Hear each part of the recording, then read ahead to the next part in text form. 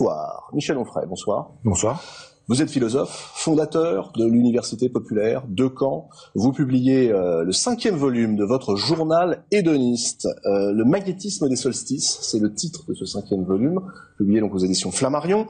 Et la suite de ce journal, à travers une quarantaine de chapitres, brefs, courts, qui traitent de l'art, de la lecture, de la musique, de vos rencontres également, vous posez cette question: comment mener à bien une vie philosophique? Réponse dans ces pages et dans cette émission. Michel Onfray, je voudrais que l'on commence cette émission avec vous, si vous le voulez bien. Alors, tout le monde connaît désormais votre réputation sur vos travaux de philosophie, sur vous, le personnage que vous êtes devenu, mais vous l'écrivez souvent. La réputation, c'est la somme des malentendus. Pour éviter, si vous le voulez bien, tout malentendu, à la fois sur votre travail et sur vous-même, parce que vous êtes un habitué de cette émission, nous nous sommes plongés dans les archives de la Grande Librairie, florilège de vos passages, Michel Onfray, sur ce plateau. C'est une façon peut-être de vous laisser répondre à la question: qui est Michel Onfray? Regardez. J'aime pas les bandes, les meutes, les tribus, et je suis très bien. Dans ma campagne, je préfère les gens d'en bas, les gens modestes, les gens de l'université populaire, plutôt que la petite cour parisienne. Dans les archives de la Grande Librairie, comme en philosophie, Michel Onfray fait bande à part. Ni Dieu ni maître pourrait être sa devise, surtout lorsque les maîtres en question s'appellent Sartre ou Freud. Freud, c'est quelqu'un qui détestait la philosophie, qui a abondamment pillé les philosophes. La notion d'inconscient, elle n'est pas inventée par Freud. Il y a des textes de Nietzsche où c'est très clairement dit dans Ainsi parlait Zarathustra, le monde comme volonté, comme représentation de Schopenhauer. Sartre est un professeur issu de l'école normale supérieure, dont Nizan disait qu'elle était l'école dite normale et prétendue supérieure. Ça vous plaît beaucoup, hein. Je ne sais pas pourquoi. Dès qu'il peut y avoir moyen d'égratigner, de balancer une petite claque à l'institution, ça vous plaît? Mais oui, parce que tout le monde est d'accord aujourd'hui à peu près pour savoir que l'ENA fait des catastrophes en politique. On ne dit pas que les normaliens sont aussi souvent des catastrophes. Mais depuis 6 ans, sur le plateau de la Grande Librairie, avec Michel Onfray, il est également question d'hédonisme, d'amour et souvent de pédagogie. Une philosophie existentielle, c'est une philosophie qui nous dit: que peut-on faire de notre existence? Comment est-ce qu'on doit pouvoir conduire sa vie? Kierkegaard, dont vous parliez tout à l'heure, réponse dans un premier temps, oui à la vie, un grand oui à la vie, et dans un deuxième temps, oui à ce qui est acceptable et la révolte pour ce qui n'est pas acceptable. Pourquoi faudrait-il aimer rarement pour aimer beaucoup? Réponse? Je sens que nos auditeurs, les téléspectateurs sont en train de se dire: est-ce que ça me concerne? Et ça concerne chacun, ce genre de phrase. Ça concerne tout le monde, non? Mais voilà, c'est pour ça. Vous aussi, non? Non, pas moi. Il y a un grand malentendu sur l'hédonisme que je défends depuis toujours. Il y a une jubilation non pas au désert, parce que c'est pas un éloge du désert, mais il y a une jubilation à la forêt, il y a une jubilation à la nature, il y a une jubilation au silence, à la méditation. Peut-être que je lis beaucoup, je travaille beaucoup, j'écris beaucoup, je parle beaucoup, je fais beaucoup de conférences, et je me dis parfois, peut-être ne médites-tu pas assez? Avez-vous dit l'essentiel, Michel Onfray? Vous m'avez fait dire l'essentiel. Oui, sur la fin, oui, je pense que je ne médite pas assez. Il faut effectivement savoir se retrouver devant des paysages, devant des feux de cheminée, devant des levées ou des couchers de soleil, devant la mer, devant des grands moments de la nature comme ça, pour se retrouver vraiment avec soi, plus que lire les bibliothèques ou avaler les œuvres complètes. On met toujours les livres entre soi et le monde, et je pense que moins on met de livres entre soi et le monde, mieux c'est. C'est un regret, parce que ça semble paradoxal, dans la bouche d'un philosophe qui produit énormément, qui anime toujours et sans relâche depuis maintenant une dizaine d'années cette université populaire de Caen qui, heureusement, depuis a essaimé un peu partout en France. Regret, mais comment faire? Non, je suis pas du genre à regretter, je suis du genre attaché de ne pas rater la suite. En me disant, bon, le passé c'est le passé, je suis pas nostalgique, en disant il aurait fallu, j'aurais dû, non, ça s'est passé comme ça, j'ai démarré le chantier de l'université populaire, ça m'a fait faire un travail considérable, il a fallu quand même lire beaucoup, et puis le corpus est limité, l'histoire de la philosophie c'est comme l'histoire de la musique classique, on refait pas des inédits de Chopin ou des inédits de Mozart. Donc... on va chercher une contre-histoire en revanche. Oui, et même quand on a fait ça, qui est une façon un peu de faire aussi l'histoire de la philosophie quand même, on a beaucoup lu et à un moment donné on se dit, et alors ? Que dois-je conclure de tout ce que j'aurais lu? Est-ce que ça m'a rapproché de l'essentiel, de la vérité ou de ce qu'il faut vraiment savoir? Et puis, attendez, parce que ça c'est passionnant. Quelle réponse apportez-vous à cette question? Vous qui avez tant lu, tant parlé, est-ce que ça vous a rapproché de la vraie vie, du savoir et de la vérité? Non, je pense que ça éloigne beaucoup aussi, des fois.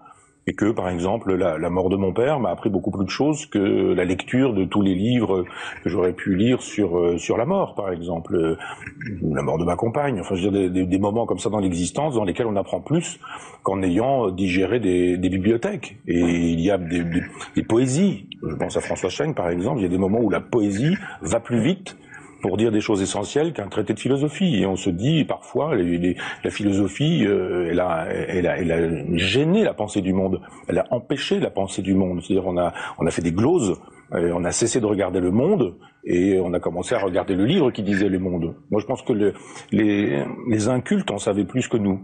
Les gens qui ne lisaient pas, les illettrés en savaient plus que nous, parce qu'ils regardaient la lune, le soleil, le halo autour de la lune, ça signifiait quelque chose pour les étoiles. Ils pouvaient expliquer pourquoi les étoiles, comment, pourquoi le ciel couvert ou pas, pourquoi ces étoiles-là, cet endroit-là, etc. Et nous, on a commencé à un moment donné, on peut peut-être s'entendre là-dessus, mais sur la question des trois religions du livre, il y a eu un moment où on nous a dit la vérité du monde n'est pas dans le monde, mais la vérité du monde est dans le livre qui dit le monde. Et on nous a dit, voilà, le Talmud, la Bible, le Coran, et on a commencé à lire. On a commencé à faire de l'herméneutique, c'est-à-dire du découpage de textes. On a désossé des textes et puis on a regardé le livre et on a cessé de regarder le monde. Et ce qui me vient à l'esprit après avoir tant lu, après avoir tant commenté ou après avoir fait tant d'herméneutique, c'est de me dire, mais et si tu fermais un peu tes livres pour regarder un peu le ciel, la nature, etc. Donc oui, parfois un regret de ne pas avoir médité autant qu'il aurait fallu. Alors on est au cœur justement de ce que je trouve moi personnellement passionnant dans votre entreprise. D'un côté, de lourds volumes de contre-histoire de la philosophie, le lecteur Michel Onfray, et puis de l'autre, celui qui tient un journal. Ça faisait 5 ans qu'on attendait la suite de ce journal hédoniste dans lequel vous racontez des émotions, dans lequel vous pointez des rencontres, parfois des agacements ou des énervements, mais souvent des admirations pour la peinture, pour la lecture, pour la musique, pour l'ordre des choses, pour l'univers et parfois même pour les sciences. Qu'est-ce que c'est que ce journal? C'est un journal intime? Est-ce que c'est un travail philosophique? Comment le définiriez-vous, ce journal hédoniste? C'est un journal nietzschéen, en ce sens. Nietzsche nous disait que la philosophie, elle procède d'un corps, d'une expérience, de rencontres. J'ai la chance d'avoir sur le plateau des gens qui ont travaillé sur des sujets, sur des questions. Et quand je vais rentrer, je vais penser à ce qu'on a dit. Peut-être ça va produire une page. Ça va m'inviter à lire ou à relire quand j'ai lu. Donc le journal, c'est plutôt ça. C'est pas du tout l'état de mes digestions. En disant, je me suis levé, j'avais mal à la tête, j'ai trop bu hier soir, j'ai rencontré machin, bidule. Ça, c'est pas le journal qui m'intéresse. En ce sens, c'est un journal qui est presque un anti-journal, mais je vais pas abuser j'ai fait un anti-manuel, une contre-histoire. Ouais. Je vais pas faire un anti-journal non plus. Mais le journal. Mais en même temps, attendez, c'est un anti-moi. C'est-à-dire que vous, votre identité ne se résume pas à vos aigreurs d'estomac et à votre digestion. C'est quoi l'identité pour vous? C'est la somme de ce qu'on est devenu quand on a traversé une époque avec des parents, un milieu, une éducation, une civilisation, les lectures, les individus qui auront été des chances dans notre existence. Moi, j'ai eu la chance d'avoir un vieux maître que vous avez connu aussi, Lucien Gerfagnon. Donc, ce sont des rencontres qui font qu'on est devenu ce qu'on est et qu'on assume ce trajet-là. Donc, une identité, c'est de pouvoir dire à un moment donné, je suis devenu ça. A priori, on n'est rien, on devient ce que l'on est, et une identité, c'est ce qu'on est devenu après théoriquement un long travail. Mais j'ai eu la chance de faire ce long travail parce que je fais de la philosophie à l'université, je suis devenu professeur, et puis j'écris, etc. Il y a plein de gens qui ne peuvent pas. Quand on travaille à l'usine, quand on est caissière, on n'a pas le temps de se construire, de sculpter sa propre existence. Donc l'identité de quelqu'un à qui on a juste dit vous êtes un rouage dans une machine, elle est problématique, cette identité par définition. Quand on est philosophe, quand on est physicien, poète, quand on est neurologue, on a le temps de penser, de se penser, donc de se construire, et là pour le coup on se construit l'identité. Alors je vous pose cette question de l'identité parce que précisément dans ce journal vous revenez sur la nature de la philosophie. Alors, vous éborgnez quelques-uns des grands maîtres à penser, mais surtout vous revenez sur ce que vous appelez la nature philosophique de l'enfant. Je voudrais que vous nous développiez un petit peu ce point. Finalement, est-ce que je nais philosophe et qu'on est tous philosophes et que seuls quelques-uns le demeurent, ou est-ce qu'au contraire la philosophie est quelque chose que l'on finit par acquérir? Est-ce qu'on devient philosophe ou est-ce qu'on cesse de l'être? Oui, j'ai effectivement dit que nous naissions philosophes et que seuls quelques-uns le demeuraient, parce que généralement c'est nous naissons tous fous. Seuls quelques-uns le demeurent. je crois pas que la folie soit consubstantielle à la naissance et à l'enfance. Au contraire, il y a une grande raison chez les enfants qui demandent pourquoi, qui veulent savoir pourquoi la nuit elle est noire, pourquoi l'eau ça mouille, pourquoi le grand-père il est mort, pourquoi le petit chat il est devenu un vieux chat, pourquoi, etc. Enfin, les enfants posent des questions qui sont des grandes questions d'ontologie, de métaphysique, de philosophie. Et puis les parents renoncent à répondre parce qu'ils n'ont pas forcément toujours les moyens intellectuels ou le temps.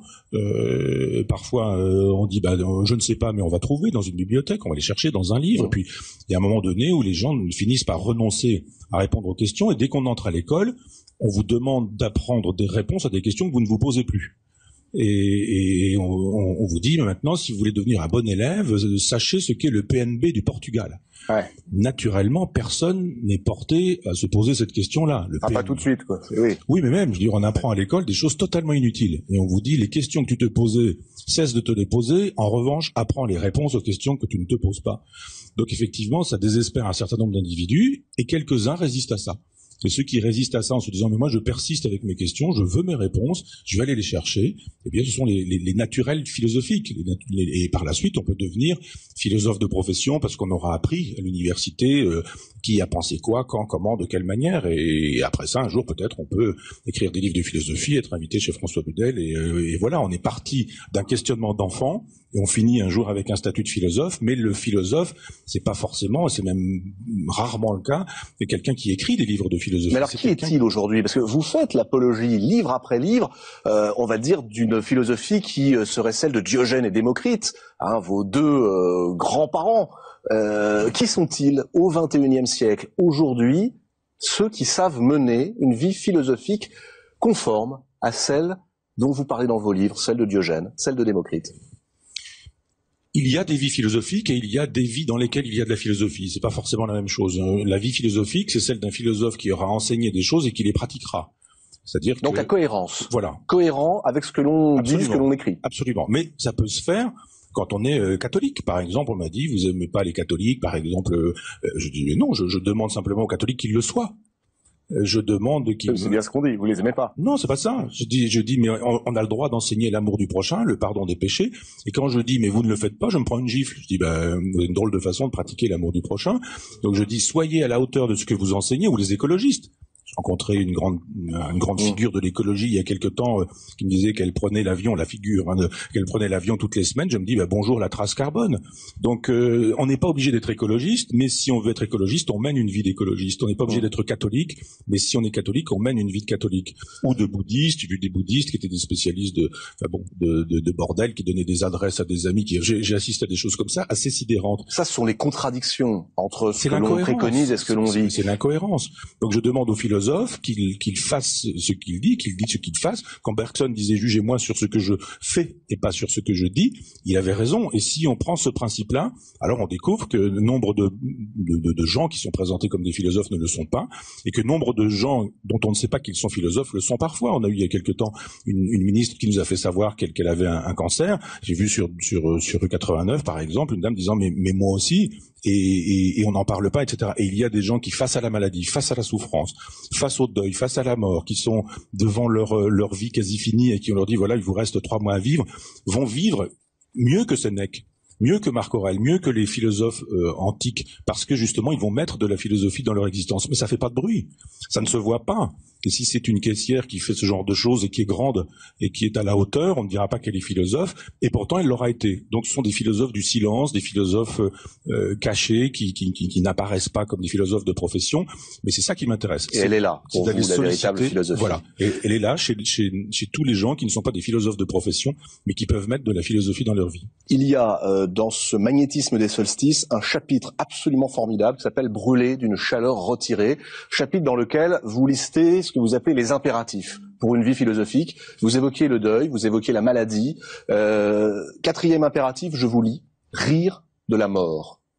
Sérieusement, jusqu'où peut-on le faire quand il s'agit de la mort des gens très proches? Je vous pose la question, Michel Onfray, parce que vous publiez, et vous l'avez dit tout à l'heure, un très beau livre chez Galilée qui s'appelle « Un requiem athée ». Il est dédié, ce livre, à votre compagne, qui est décédée il y a quelques mois. Rire de la mort, jusqu'où, comment? C'est rire d'un rire particulier, évidemment. On va pas avoir le rire rabelaisien et le rire gras dans cette circonstance, mais du moins il y a une affliction à ne pas avoir qui fait qu'on devrait au moins avoir un sourire, parce que la mort, on sait qu'elle existe, on nous la présente, on lit éventuellement sur ce sujet, puis un jour elle arrive chez vous, et puis la maladie est là, puis ça peut durer longtemps, 13 ans. En ce qui concernait ma compagne. Et donc, il faut composer avec ça. C'est-à-dire, pour le coup, le texte de Marc Aurèle, le texte de Sénèque, c'est plus un texte de bibliothèque. C'est un texte qu'on emmène avec soi pour accompagner sa compagne aux chimiothérapies, pour accompagner sa compagne après une opération ou ce genre de choses. Et on se dit, ça marche ou ça marche pas, Sénèque? Alors, pardonnez-moi, mais ça marche? Ça oui, marche bien pas. sûr. Heureusement. Ça marche. Heureusement. Mais c'est pas suffisant. Ça n'empêche pas la peine, ça n'empêche pas la douleur, ça n'empêche pas la souffrance, ça n'empêche pas les larmes. Mais ça permet de construire quelque chose, c'est-à-dire de construire un deuil, c'est-à-dire de faire sa place dans un monde où c'est une absence qui est essentiellement présente. Et ça, la mort, c'est en permanence, il y a une absence qui est là. Et il faut composer avec ça. Donc il faut réajuster son existence. Ça m'a appris à me défaire encore de choses auxquelles je tenais et qui me paraissent encore plus des vanités. C'est-à-dire, on se dit l'argent. Lesquelles, par exemple? Lesquelles? Je peux pas encore vous dire aujourd'hui clairement, parce que je voudrais être à la hauteur de ce que j'ai conclu. Et je voudrais pas conclure des choses là en disant je ne serai pas à la hauteur de ce que j'ai conclu pour moi-même, mais je suis dans l'état de celui qui est prêt à brûler ses vaisseaux. Vraiment, je tiens pas à grand chose, plus à grand chose. Je tenais un certain nombre de choses, je tiens de moins en moins à plein de choses, et c'est en train de se faire, c'est en train de se construire. J'essaie de trouver une place. Survivre est une violence. Survivre est une violence qu'on se fait aussi. Donc, on conclut un certain nombre de choses. On attend, parce qu'on se dit, quand il m'arrive de me mettre en colère, je me dis, je sais que je suis en colère, il vaut mieux attendre 24 heures. Et c'est une partie de la connaissance de soi. La connaissance de soi qui fait qu'on se dit, je suis là dans l'affliction, j'attends 24 heures pour penser autrement ou différemment, permet effectivement de différer le temps. Mais le deuil est une construction. Alors je ne crois pas aux théories du deuil, on nous dit premier stade, deuxième stade, c'est n'importe quoi. Mais on doit pouvoir dire, les philosophes que j'ai lus jadis, les Cicéron, les Sénèque, etc., s'ils ne me servent pas là, dans cette occasion-là, alors ils ne serviront jamais. Donc ça m'a servi pendant 13 ans, quand François Schenck a ce très beau titre, en disant la vie donc la mort, ou autrement dit la mort. Effectivement, il n'y a pas la vie puis la mort elle est dans la vie. Et puis elle arrive, et 13 ans d'un cancer, 7 années de récidive, une dernière année terrible, c'est au quotidien la mort qui est là et qui est présente. Donc c'est pas la grande faucheuse qui arrive comme ça, non, c'est là, en permanance. Ça prend la forme d'un résultat d'analyse. Oui, ça prend la forme d'un résultat d'analyse, ça prend la forme d'un... Vous avez dit des choses, vous parlez de votre leucémie dans votre magnifique livre, et quand vous dites je suis dans un TGV, d'un seul coup on m'apprend une information. C'est ça la mort, ça. Elle est comme ça dans le quotidien, et si la philosophie elle ne sert pas à penser ce quotidien, à gérer le quotidien, à faire avec et à être plus fort que ça, ce que Nietzsche disait, la fameuse phrase, ce qui ne me tue pas me fortifie, si la philosophie ça ne sert pas à ça, alors ça sert à rien. Dans ce très beau poème que vous avez écrit, qui s'appelle un requiem athée. Un requiem athée, ça ressemble à un oxymoron, comme on dit. Il y a une phrase qui revient tout le temps. Je pensais ne jamais la lire sous la plume de Michel Onfray. Ainsi soit-il. Vous m'expliquez? Allez, en un mot, ce ainsi soit-il. Il est sacré. C'est finalement l'athée qui ouvre la porte minuscule à Dieu, ou c'est un ainsi soit-il que vous décidez? Vous. Non, parce que l'ainsi soit-il des chrétiens est contradictoire. Je veux pas dire. Alors, je vais pas parler des chrétiens, Michel. Non, c'est moi qui vous en parle. J'ai simplement dit Dieu. Vous savez, ça peut être autre chose. Une hypothèse. Ah, vous n'avez pas parlé de Dieu. Ça peut être le Talmud, ça peut être. Ainsi soit-il, c'est autre chose. Moi, je suis un lecteur d'Étienne Klein, et quand je vois le travail d'astrophysicien, je me dis mais on ne pense pas assez le cosmos. Et quand on a travaillé sur cette question du temps, de la durée, on doit dire ainsi soit-il parce qu'on n'a pas le choix. Ainsi soit-il au sens étymologique, c'est que ce qui est soit et advienne parce que nous n'avons pas le choix. Donc c'est pas du tout chrétien. Un chrétien nous dit vous avez le choix de l'être ou de ne pas l'être, chrétien. Donc on ne devrait pas dire ainsi soit-il. Quand on dit ainsi soit-il, on est chez Nietzsche plutôt. C'est Nietzsche qui nous dit la nécessité c'est ça. Voilà comment ça fonctionne, la nécessité. Vous n'avez pas le choix. Le déterminisme est total, ainsi soit-il.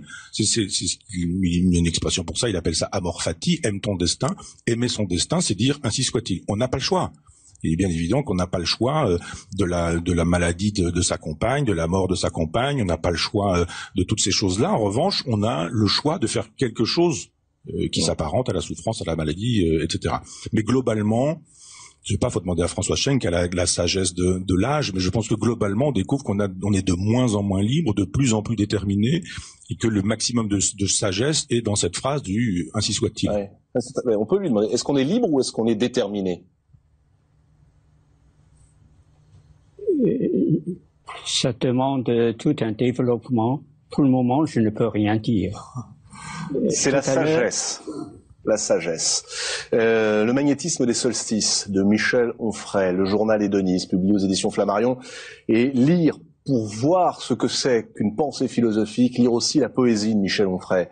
Un requiem athée aux éditions Galilée, Galilée qui publie avec beaucoup de constance d'ailleurs des recueils de poésie que vous publiez et que vous écrivez. Il y a aussi la constellation de la baleine. Alors ça, c'est assez étonnant. On va pas en parler ici, mais on ferait une émission complète avec vous. Évidemment, ce serait passionnant, mais c'est l'histoire d'un viking qui, au XIe siècle, va revenir mourir dans son pays après une traversée du monde. Un peu la suite du recours aux forêts dont vous nous aviez parlé il y a quelque temps.